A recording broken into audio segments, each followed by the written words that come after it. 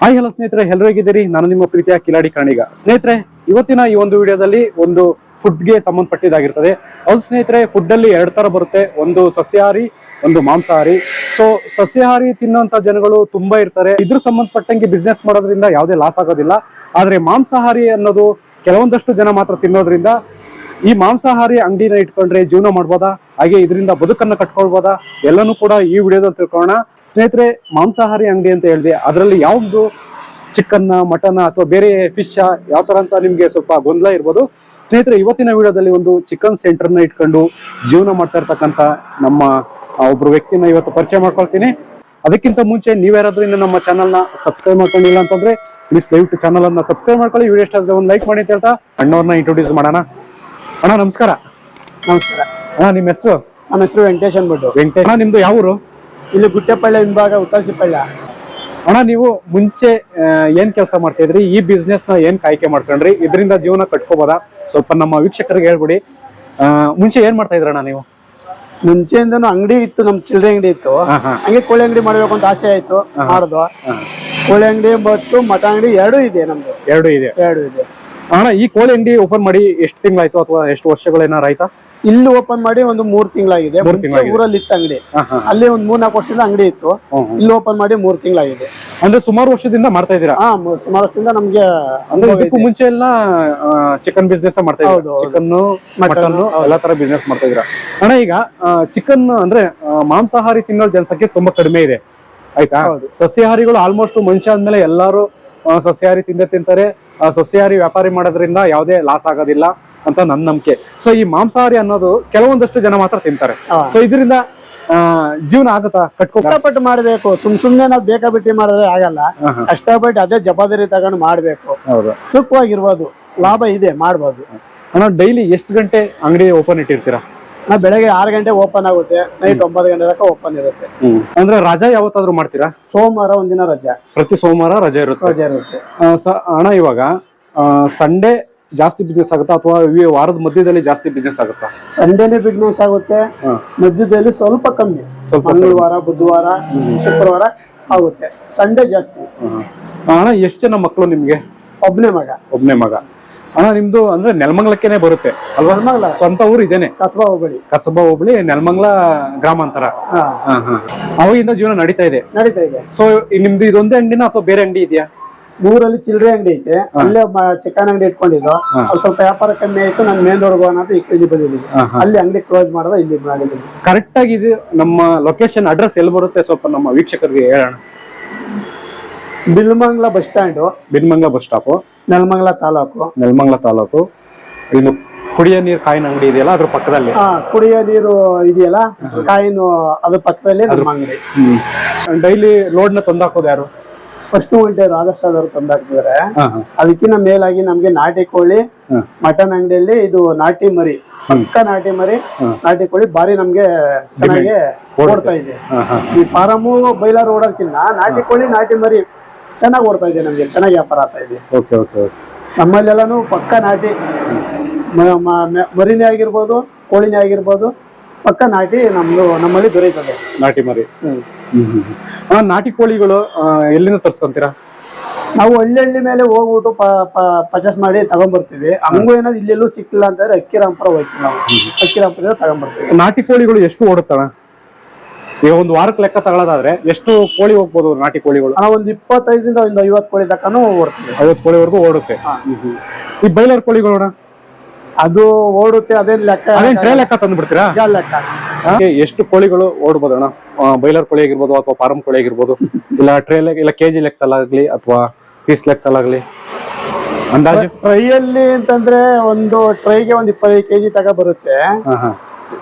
ಒಂದು ದಿನಕ್ಕೆ ಮಿನಿಮಮ್ ಅಂದ್ರೂ ಒಂದು 3 ಟ್ರೈ ಓಡುತ್ತೆ. ಒಂದು ದಿವಸಕ್ಕೆ 3 ಟ್ರೈ 4 ಟ್ರೈ ಓಡುತ್ತೆ. ಭಾನುವಾರ ಎಷ್ಟು ಓಡುತ್ತಣ್ಣ? ಭಾನುವಾರ ಒಂದು 8ರಿಂದ 10 ತನಕ ಓಡುತ್ತೆ. ಹೌದಾ ಅಣ್ಣ? ಈಗ ರೆಡಿ ತಗೊಳ್ಳೋರ ಸಂಖ್ಯೆ ಜಾಸ್ತಿನಾ ಅಥವಾ ಕೋಳಿ ತಗೊಳ್ಳೋರ ಸಂಖ್ಯೆ ಜಾಸ್ತಿನಾ? ಕೋಳಿ ತಗೊಳ್ಳೋರ ಸಂಖ್ಯೆ ಜಾಸ್ತಿ. ಭಾನುವಾರ ಟೈಮು ಜಾಸ್ತಿ ರೆಡಿ ಚಿಕನ್ ಹೋಗುತ್ತೆ. ಇವಾಗ ಪ್ರೆಸೆಂಟ್ಲಿ ಎಷ್ಟು ರೇಟ್ ಇದೆ ಅಣ್ಣ? ಅಂದ್ರೆ ನಿಮ್ಗೆ ಗ್ರಾಹಕರಿಗೆ ಸೇಲ್ ಮಾಡುವಂತ ರೇಟ್ ಎಷ್ಟಿದೆ ಇವತ್ತು? ಇವತ್ತಿನ ದಿವಸದಲ್ಲಿ 180 ರೂಪಾಯಿ ಇದ್ರ ರೇಟ್ ಇದೆ, ಪೇಪರ್ ರೇಟ್ ಇರೋದು. 10 ರೂಪಾಯಿ ಕಮ್ಮಿನಾಗೆ ಕೊಡ್ತಾ ಇದ್ದೀವಿ. 10 ರೂಪಾಯಿ ಕಡಿಮೆಗೆ ಕೊಡ್ತೀರಾ? ಅಂದ್ರೆ ಬೈಲರು 170, 170, ಕೋಳಿ 140, 150, 145, 5 ರೂಪಾಯಿ ಹೆಚ್ಚು ಕಮ್ಮಿ ಕೊಡ್ತಾ ಇರ್ತೀವಿ. ಇಷ್ಟೇ ಧ್ಯಾನ ಇದು ಮಾಡಕ್. ನಾಟಿ ಕೋಳಿ 600 ರೂಪಾಯಿ. ಅದು ಎಲ್ಲೂ ಪ್ಯೂರ್ ನಾಟಿ ಕೋಳಿ ಸಿಗಲ್ಲ, ಹುಡುಕಿ ತಗೊಂಬರ್ಬೇಕಲ್ವಾ. ನಾಟಿ ಕೋಳಿ 600 ರೂಪಾಯಿ ಕೊಡ್ತಾ ಇದೀವಿ. ಮಗ ಏನ್ ಓದ್ತಾ ಇದ್ದಾನಣ್ಣ ಇವಾಗ? ಮಗ ಇನ್ನು 8ನೇ ಕ್ಲಾಸ್ ಓದ್ತಾ ಇದ್ದಾನೆ. 8ನೇ ಕ್ಲಾಸ್ ಓದ್ತಾ ಇದ್ದಾನೆ. ಅಣ್ಣ ಈ ಮೊಟ್ಟೆ ಎಲ್ಲ ಇಟ್ಟಿದ್ದೀರಲ್ಲ, ಸೊ ನಿಮ್ ಕೋಳಿಯಿಂದ ಬಂದಿರೋದ ಅಥವಾ ಇಲ್ಲ ಹೊರಗಡೆಯಿಂದ ತರಿಸಿರೋದು? ಹೊರಗಡೆಯಿಂದ ತರಿಸಿರೋದು. ಮೊಟ್ಟೆನು ಸೇಲ್ ಮಾಡ್ತೀರಾ? ಮೊಟ್ಟೆ ಹೋಲ್ಸೇಲ್ ಆಗಿ ಕೊಡ್ತೀವಿ. ಹೆಂಗಣ ಮೊಟ್ಟೆ ಇವು?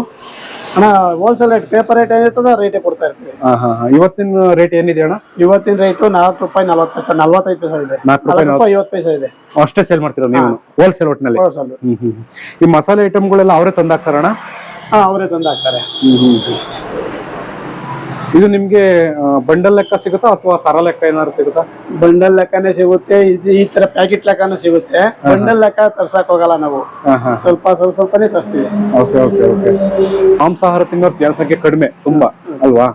ಇದರಿಂದ ಜೀವನ ನಡೆಯುತ್ತೋ ಇಲ್ಲೋ ಅನ್ನೋದು ಕೆಲವರಿಗೆ ಡೌಟ್ ಇರುತ್ತೆ. ಯಾಕೆಂತಂದ್ರೆ ಈಗ ನಮ್ಮ ಕರ್ನಾಟಕದಲ್ಲೇ ಆಗ್ಲಿ ಅಥವಾ ನಮ್ಮ ದೇಶದಲ್ಲೇ ಆಗ್ಲಿ ನಿರುದ್ಯೋಗ ಸಮಸ್ಯೆ ಅನ್ನೋದು ತುಂಬಾ ಕಾಡ್ತಾ ಇದೆ. ಅಂತವ್ರಿಗೆ, ಯುವಕರುಗಳಿಗೆ ಏನಾದ್ರು ಒಂದು ಈ ತರ ಒಂದು ಚಿಕನ್ ಸೆಂಟರ್ ಇಟ್ಕೊಂಡು ಜೀವನ ಮಾಡ್ಬೇಕು ಅನ್ನೋರ್ಗೆ ನಿಮ್ ಪ್ರಕಾರ ಏನ್ ಹೇಳ್ತೀರಾ? ನಿಮ್ ಎಕ್ಸ್ಪೀರಿಯನ್ಸ್ ಪ್ರಕಾರ ಮಾಡ್ಬೋದು, ಏನ್ ತೊಂದ್ರೆ ಇಲ್ಲ. ಅಂದ್ರೆ ಆಳುಗಳು ಇಟ್ಕೊಂಡ್ ಮಾಡೋದು ತುಂಬಾ ಕಷ್ಟ ಇದೆ. ಓನ್ ಮಾಡಿದ್ರೆ ಲಾಭ ಕಾಣ್ಬೋದು. ಆಳುಗಳು ಇಟ್ಕೊಂಡ್ ಮಾಡತ್ತೀವಿ ಅಂತಂದ್ರೆ ತುಂಬಾ ಕಷ್ಟ, ಲಾಭ ನೋಡಕ್ ಆಗಲ್ಲ. ಈಗಿನ ಬಿಸ್ನೆಸ್ ಗಳಾಗೆ ಲಾಭ ನೋಡಕ್ ಆಗಲ್ಲ. ಓನ್ ನಾವೇ ಮಾಡ್ಕೊಂತೀವಿ, ನಮ್ ಜೊತೆ ಅನ್ನೋ ಬೇಕಾದ್ರೆ ಹುಡುಗರು ಇಟ್ಕೊಂಡ್ ಮಾಡ್ಕೊಂಬೋದು. ಎಲ್ಲ ಫುಲ್ ಇನ್ಚಾರ್ಜ್ ಹುಡುಗರೇ ಮಾಡ್ಕೊಳ್ಳಿ, ನಾವು ಕೂತ್ಕೊಳ್ಳೋ ಅನ್ನೋ ಮಟ್ಟಕ್ಕೆ ಕಷ್ಟ ಆಗುತ್ತೆ. ಅಣ್ಣ ಈಗ ಕ್ಲೀನಿಂಗ್ ಮಿಷಿನ್ ಇದೆಯಲ್ಲ, ಪುಕ್ಕ ತೆಗಿತಲ್ಲ ಕ್ಲೀನಿಂಗ್ ಮಿಷಿನ್, ಅದು ಎಷ್ಟಾಗುತ್ತೆ ಅಣ್ಣ ತರಬೇಕು? ಒಂದು ತಗೋಬೇಕು ಕಂಪ್ನಿ ಕಡೆಯಿಂದ ತರಿಸಬೇಕು ಅಂತಂದ್ರೆ 95,000 ರೂಪಾಯಿ ಆಗುತ್ತೆ. ಲೋಕಲ್ ಆಗಿ ಒಂದು 20,000 ರಿಂದ 25,000 30,000 ರೂಪಾಯಿ ಎಲ್ಲ ಸಿಗುತ್ತೆ. ಅಷ್ಟೊಂದು ಡಿಫ್ರೆನ್ಸ್ ಇದೆ ಅಣ್ಣ ಕಂಪ್ನಿಗೂ ಮತ್ತೆ ಲೋಕಲ್ಗೂ? ಅಂದ್ರೆ ಅದು 90,000 ರೂಪಾಯಿವರೆಗೂ ಆಗುತ್ತೆ ಅಂತ ಹೇಳ್ತಾ ಇದ್ದೀರಾ? 90 ರಿಂದ 10 1 ಲಕ್ಷ ರೂಪಾಯಿ ತನಕ ಆಗುತ್ತೆ. ಲಕ್ಷ ರೂಪಾಯಿವರೆಗೂ ಆಗುತ್ತೆ. ಅಣ್ಣ ಇದು ಅಂಗಡಿ ನಿಮ್ದು ಸ್ವಂತನ ಅಥವಾ ಬಾಡಿಗೆನ? ಇಲ್ಲ, ಬಾಡಿಗೆ. ಎಷ್ಟು ಅಣ್ಣ ಇದಕ್ಕೆ ಬಾಡಿಗೆ? ಬಾಡಿಗೆ 10,000 ರೂಪಾಯಿ. ಅದು ಮಟನ್ ಅಂಗಡಿ, ಇದು 2 ಸೇರಿ 10,000 ರೂಪಾಯಿ. ಮಟನ್ ಅಂಗಡಿ ಪಕ್ಕದ್ದು ಇದು 2 ಸೇರಿ 2 ಸೇರಿ 10,000. ಅಲ್ಲಿಗೆ 5,000 ರೂಪಾಯಿ. ನೆಲಮಂಗಲ ಅಂತ ಅಂದ್ರೆ ಸ್ವಲ್ಪ ಜನಸಂದಣಿ ಕಡಿಮೆ ಅಲ್ವಾ?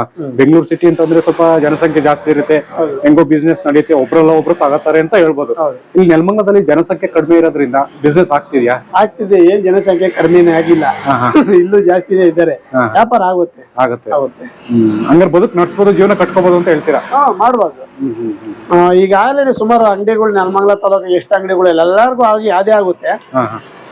ಅದೇ ನಾನು ಹೇಳದಂಗೆ ಬೇರೆ ಆಳುಗಳು ಇಟ್ಕೊಂಡು ನಾವು ಮಾಡ್ತೀವಿ ಅಂತಂದ್ರೆ ಸ್ವಲ್ಪ ಕಷ್ಟ ಆಗುತ್ತೆ. ನಾವೇ ಮುಂದೆ ನಿಂತ್ಕೊಂಡು ನಾವೇ ಸ್ವಲ್ಪ ನೀಟಾಗಿ ಕ್ಲೀನ್ ಮಾಡ್ಕೊಟ್ಟು ನೀಟಾಗೆಲ್ಲ ಮಾಡ್ಕೊಟ್ರೆ ಜನಗಳನ್ನ ಸ್ವಲ್ಪ ಮಾತಾಡ್ಸಿ ನೀಟಾಗಿ ಮಾತಾಡ್ಸಿ ಕಳಿಸಿ ಎಲ್ಲ ಮಾಡಿದ್ರೆ ಚೆನ್ನಾಗಿ ಜನಗಳು ಬರ್ತಾರೆ. ಹಂಗಾಗಿ ನಾವು ಸ್ವಲ್ಪ ದುರಾಂಕಾರ ಮಾಡಿದ್ರೆ ಇದಾದ್ರೆ ಇನ್ನೊಂದು ಅಂಗಡಿ ಬಿಡುವಂತ ಜನಗಳು ವಾಪಸ್ ಹೋಗ್ತಾರೆ. ಅಂದ್ರೆ ಕಸ್ಟಮರ್ ಜೊತೆ ಸ್ವಲ್ಪ ಪ್ರೀತಿಯಿಂದ ಮಾತಾಡ್ಸ್ಬೇಕು. ನೀಟ್ನೆಸ್ ಕೇಳ್ತಾರೆ ಜನಗಳು. ನೀಟ್ನೆಸ್ ಅಂದ್ರೆ ಕ್ಲೀನ್ ಮಾಡ್ಕೊಡ್ಬೇಕು. ನಮ್ಮಲ್ಲೆಲ್ಲ ನೀಟ್ನೆಸ್ ಕ್ಲೀನ್ ಆಗಿದೆ, ಚೆನ್ನಾಗಿದೆ. ಎಷ್ಟೋ ಜನ ತುಂಬಾ ಜನ ಬಂದು ನೀಟ್ನೆಸ್ ಚೆನ್ನಾಗಿದೆಯಪ್ಪ ನಿಮ್ಮ ಹತ್ರ ಅಂದ್ರೆ ತುಂಬಾ ಜನ ಬಂದು ಹೇಳ್ಬಿಟ್ಟು ಹೋಗ್ತಾರೆ. ಹಂಗಾಗಿ ನಾವು ನೀಟ್ನೆಸ್ ಅಂತೂ ಅದನ್ನು ಕಾಸೆ ತಗೊಳಲ್ಲ. ನಾವು ಕ್ಲೀನಿಂಗ್ ನೀಟ್ನೆಸ್ ಎಲ್ಲ ನೀಟಾಗಿ ಮಾಡ್ಕೊಡ್ತೀವಿ. ಬರ್ತಾರೆ ನಮ್ಮ ಹತ್ರ ಕಸ್ಟಮರ್. ಕ್ಲೀನಿಂಗ್ ಯಾವ್ದಾದ್ರು ಚಾರ್ಜಸ್ ಮಾಡ್ತೀರಾ? ಏನಿಲ್ಲ, ಕ್ಲೀನಿಂಗ್ ಚಾರ್ಜಸ್ ಏನ್ ಮಾಡಲ್ಲ ನಾವು. ಕೋಳಿದ ಏನ್ ರೇಟ್ ಇದೆ ಅದೇ ರೇಟೇ ಕೊಡೋದು. ಕ್ಲೀನಿಂಗ್ ಚಾರ್ಜ್ ಏನು ನಾವು ಚಾರ್ಜಿಂಗ್ ತಗೊಳಲ್ಲ. ಈಗ ಸಿಲಿಂಡರ್ ಗ್ಯಾಸ್ ಅಲ್ಲಿ ಯೂಸ್ ಮಾಡ್ತಿರಲ್ವಾ? ಸಿಲಿಂಡರ್ ಎಲ್ಲ ಆಚೆ ಇದೆ. ಸೊ ಕರೆಂಟ್ ಬಿಲ್ ಎಷ್ಟು ಬರುತ್ತಣ್ಣ ನಿಮ್ಗೆ ಮಂತ್ಲಿ ಅಂದಾಜಿನ ಲೆಕ್ಕ ಹಾಕಿಲ್ವಾ? ಇನ್ನ ಲೆಕ್ಕ ಹಾಕಿಲ್ಲ. ಮೊನ್ನೆ ಇನ್ನೂ 3 ತಿಂಗಳಾಗಿದೆ ಅಲ್ವಾ, 600-700 ರೂಪಾಯಿ ಬರ್ತಾ ಇದೆ ಇವಾಗ. ಇನ್ನೂ ಸ್ವಲ್ಪ ಜಾಸ್ತಿ ಬರುತ್ತೆ, ಯಾಕಂದ್ರೆ ಸ್ವಲ್ಪ ವ್ಯಾಪಾರ ಸ್ವಲ್ಪ ಕಮ್ಮಿ ಅಲ್ವಾ. ಇನ್ನೂ ಸ್ವಲ್ಪ ಜಾಸ್ತಿ ಆದಾಗ ಮಿಷಿನ್ ಎಲ್ಲ ಓಡುತ್ತಲ್ವಾ, ಸ್ವಲ್ಪ ಇನ್ನ ಲೈಟ್ ಬಿಲ್ ಎಲ್ಲ ಜಾಸ್ತಿ ಬರುತ್ತೆ. ಈ ಕೋಳಿಗಳನ್ನೆಲ್ಲ ನೀವು ತಗೊಂಡ್ಬರ್ತೀರಾ ಇಲ್ಲ ಅವರೇ ತಗೊಂಡ್? ಅವರೇ ಬರ್ತಾರೆ, ಅವರೇ ಮಾಡಿದ್ರೆ ಅವರೇ ತಗೊಂಡ್ಬರ್ತಾರೆ. ಇಷ್ಟು ಬೇಕು ಅಂತ ಮುಂಚೆಗೆ ಹೇಳ್ಬೇಕು. ಹೇಳಿದ್ರೆ ಅವರೇ ತಂದು ಹಾಕ್ತಾರೆ.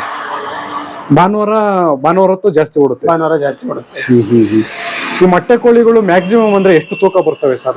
ನಮ್ಮಲ್ಲಿ ಮೊಟ್ಟೆ ಕೋಳಿ 1.5 ಇಂದ 2 kg ತನಕ ಕೊಡ್ತೀನಿ ನಾನು. ಹೌದಾ? ಯಾಕಂದ್ರೆ ನಾನು ಬೇರೆ ಕಡೆ ಎಲ್ಲ ನೋಡಿದ್ದೀನಿ 1.5 ಒಳಗಡೆನೆ 1,400 1,300 ಇಷ್ಟೇ ಇರುತ್ತೆ. ನಮ್ಮಲ್ಲಿ ದಪ್ಪ ಬರುತ್ತೆ 1.5 ಇಂದ ಮ್ಯಾಕ್ಸಿಮಮ್ ಅಂದ್ರೆ 1.5 ಒಳಗಂತೂ ಇಲ್ಲ. ಎಲ್ಲೋ ಅಪರೂಪ ಒಳಗಡೆ ಬರೋದು 1.5 ಇಂದ ನಾನು 2 kg ತನಕ ಮೊಟ್ಟೆ ಕೋಳಿ ಕೊಡ್ತೀನಿ ನಾನು. ಹೌದಾ? ನಾಟಿ ಕೋಳಿ ಹೆಂಗಣ ಕೆಜಿ? ನಾಟಿ ಕೋಳಿ 600 ರೂಪಾಯಿ ಕೆಜಿ ಕೊಡ್ತಾ ಇದ್ದೀನಿ. ಕೆಜಿ 600 ರೂಪಾಯಿ. ಹಳ್ಳಿವೇ ಒಟ್ನಲ್ಲಿ ಹಳ್ಳಿ ಮನೆ ನಾವು ಸೆಡ್ಡೆ ಗಿಡ ತರೋದೇ ಇಲ್ಲ ನಾವು. ಒಂದ್ಸರಿ ಮರ್ಯಾದೆ ಕೆಡ್ಸ್ಕೊಂಡ್ಬಿಟ್ರೆ ಇನ್ನೊಂದ್ಸರಿ ಮರ್ಯಾದೆ ಬರಲ್ಲ. ನಾವೇನಿದ್ರು ಎಲ್ಲ ಹಳ್ಳಿ ಕಡೆಯಿಂದಾನೇ ತರೋದು ನಾವು. ಹೃದಯದ ಸಮಸ್ಯೆ ತುಂಬಾ ಇರೋದ್ರಿಂದ ನಮ್ಮ ಜನಗಳಿಗೆ ಒಂದು ಕುತೂಹಲ ಇರುತ್ತೆ, ಇದರಿಂದ ನಾವು ಎಷ್ಟನ್ನು ಸಂಪಾದನೆ ಮಾಡ್ಬೋದು, ಜೀವನ ಕಟ್ಕೋಬೋದ ಅಂತ. ಎಷ್ಟು ಬಿಸ್ನೆಸ್ ಆಗುತ್ತೆ ಅಣ್ಣ, ಒಂದು ವಾರಕ್ಕಾಗ್ಲಿ ಅಥವಾ ಒಂದು ತಿಂಗಳಿಗಾಗ್ಲಿ? ಇದು ಇಷ್ಟೇ ಆಗುತ್ತೆ ಅಂತ ಹೇಳಕ್ಕಲ್ಲ, ನಾನು ದಿನದ ಲೆಕ್ಕ ಹೇಳ್ತೀನಿ. ನನಗಿವಾಗ ನನ್ನ ಖರ್ಚೆಲ್ಲ ಕಳೆದೆ ಒಂದು 1,000 ರೂಪಾಯಿ ತನಕ ಉಳಿತಿದೆ. ಬೇರೆಗೆ ದೊಡ್ಡ ಅಂಗಡಿಗಳ ಜಾಸ್ತಿ ಉಳಿದೆ, ನಾನು ಚಿಕ್ಕ ಅಂಗಡಿ. ಇದು ಅದಲ್ದೆ ಈಗ ಹೊಸ ಓಪನ್ ಆಗಿರೋದ್ರಿಂದ ಸ್ವಲ್ಪ ಜನಗಳು ಗೊತ್ತಾಗಬೇಕು. ಗೊತ್ತಾರೆ ಸ್ವಲ್ಪ ಆಮೇಲೆ ಬರ್ತಾರೆ ಅಂತ. ನಮ್ಗೆ 1,000 ರೂಪಾಯಿ ತನಕ ಉಳಿತಿದೆ. ಹಂಗಾಗಿ ನಾನೇನಪ್ಪಾ ಅಂತ ನಾನೇ ಕ್ಲೀನ್ ಮಾಡ್ಕೊಂತೀನಿ. ನಾನು ಹುಡುಗರು ಇಟ್ಕೊಂಡಿಲ್ಲ. ನನ್ನ ಮಗ ಇರ್ತಾನೆ ಭಾನುವಾರ ಟೈಮು, ನನ್ನ ಮಗ ನಾನು ಇಬ್ರು ಸೇರ್ಕೊಂಡು ನಾವೇ ಮಾಡ್ಕೊಂತೀವಿ. ನಾವು ಹುಡುಗರು ಇಟ್ಕೊಂಡು ನಾವು ಅವ್ರಿಗೆಲ್ಲ ಕಾಸು ಕೊಟ್ಕೊಂಡು, ಬಟ್ ಹುಡುಗರು ಇಟ್ಕೊಂಡ್ರೆ ನೀಟ್ನೆಸ್ ಜಾಸ್ತಿ ಬರಲ್ಲ. ನೀಟಾಗಿ ಅವ್ರು ಇಷ್ಟ ಬಂದಾಗ ಅವ್ರು ಮಾಡ್ತಾರೆ. ಅವ್ರಿಗೆ ನಾವ್ ಹೇಳಕ್ ಆಗಲ್ಲ. ಈ ಕಾಲದಲ್ಲಿ ಇವರು ಕ್ಲೀನಿಂಗ್ ಮಾಡೋರು ಯಾರು ಸಿಗ್ತಾನೂ ಇಲ್ಲ. ಸ್ವಲ್ಪ ಏನೋ ಮಾತಾಡಿದ್ರೆ ಹೋಗ ನೀನಾದ್ರು ಇನ್ನೊಬ್ಬ ಅಂತ ಓದ್ತಿರ್ತಾರೆ. ಹಂಗಾಗಿ ನಾವೇನು ಇಟ್ಕೊಳಕ್ ಹೋಗಲ್ಲ, ನಾವೇ ಮಾಡ್ಕೊಂತೀವಿ. ಭಾನುವಾರ ರೆಸ್ಟ್ ಇರೋದ್ರಿಂದ ನಿಮ್ ಮಗನ್ನ ಸ್ವಲ್ಪ ಕರ್ಕೊಂತೀನಿ. ಮಗ ಬರ್ತೀನಿ, ಮಗ ಸ್ವಲ್ಪ ಹೆಲ್ಪ್ ಮಾಡ್ತಾರೆ. ಇನ್ನೇನಾರು ಹೇಳಕ್ ಇಷ್ಟಪಡ್ತೀರಣ್ಣ ನಮ್ಮ ವೀಕ್ಷಕರ ಬಗ್ಗೆ, ಅಥವಾ ನಮ್ಮ ವೀಕ್ಷಕರಿಗೋಸ್ಕರ ಏನಾದ್ರು ನಿಮ್ಮ ಅಂಗಡಿ ಬಗ್ಗೆ ಆಗಿರ್ಬೋದು, ನಿಮ್ಮ ಬಿಸ್ನೆಸ್ ಬಗ್ಗೆ ಆಗಿರ್ಬೋದು, ನಿಮ್ಮ ಅನುಭವದ ಪ್ರಕಾರ ಏನಾರು ಹೇಳಕ್ ಇಷ್ಟಪಡ್ತೀರಾ? ಅನುಭವದ ಪ್ರಕಾರ ಏನ್ ಹೇಳಂತದೇನಿಲ್ಲ. ಬಟ್ ಏನಪ್ಪಾ ಅಂತಾರೆ ಎಲ್ಲ ನಮ್ಮಲ್ಲಿ ನೀಟಾಗಿ ನೀಟಾಗಿ ಕ್ಲೀನಿಂಗ್ ಚಾರ್ಜ್ ಏನಿಲ್ಲ. ನೀಟ್ನೆಸ್ ಚೆನ್ನಾಗ್ ಕೊಡ್ತೀವಿ. ಬನ್ನಿ, ಚೆನ್ನಾಗಿ ವ್ಯಾಪಾರ ಮಾಡಿ. ನಿಮ್ಮ ಆಶೀರ್ವಾದ ನಮ್ಮ ಮೇಲೆ ಇರ್ಲಿ ಸದಾ. ಎಲ್ಲಾರು ಬಂದು ಆಮೇಲೆ ಮಟನ್ ನಾಟಿ ಮರಿನೇ ಕುಯ್ತೀವಿ. ಒಳ್ಳೆ ಮಟನ್ ಕೊಡ್ತೀವಿ, ಒಳ್ಳೆ ಕೋಳಿ ಕೊಡ್ತೀವಿ. ಬನ್ನಿ ತಗೊಂಡೋಗಿ ತಿನ್ನಿ, ಚೆನ್ನಾಗಿರ್ರಿ. ಅಷ್ಟೇಳಕ್ ಇಷ್ಟಪಡ್ತೀವಿ. ಸ್ನೇಹಿತರೆ, ಮಟನ್ ಅಂಗಡಿದು ಕೂಡ ವಿಡಿಯೋ ಮಾಡ್ತೀನಿ. ಸೊ ಅವ್ರು ಒಪ್ಕೋತಾರ ಇಲ್ಲ ಕೇಳಿ ನೋಡ್ತೀನಿ. ಮಟನ್ ಅಂಗಡಿದು ವಿಡಿಯೋ ಮಾಡಿ ನಿಮ್ಗೆ ಅಪ್ಲೋಡ್ ಮಾಡ್ತೀನಿ. ಸ್ನೇಹಿತರೆ, ಇದಾಗಿತ್ತು ಇವತ್ತಿನ ವಿಡಿಯೋ. ನೀವ್ಯಾರಾದ್ರೂ ಇನ್ನು ನಮ್ಮ ಚಾನಲ್ನ ಸಬ್ಸ್ಕ್ರೈಬ್ ಮಾಡ್ಕೊಳ್ಳಿ ಹಂಗೆ ನೋಡ್ತಾ ಇದ್ರೆ ಪ್ಲೀಸ್ ದಯವಿಟ್ಟು ಚಾನಲ್ ಅನ್ನ ಸಬ್ಸ್ಕ್ರೈಬ್ ಮಾಡ್ಕೊಳ್ಳಿ. ವಿಡಿಯೋ ಇಷ್ಟ ಆದ್ರೆ ಒಂದು ಲೈಕ್ ಮಾಡಿ ಅಂತ ಹೇಳ್ತಾ ಸ್ನೇಹಿತರೆ ಧನ್ಯವಾದಗಳು. ಶುಭ ದಿನ.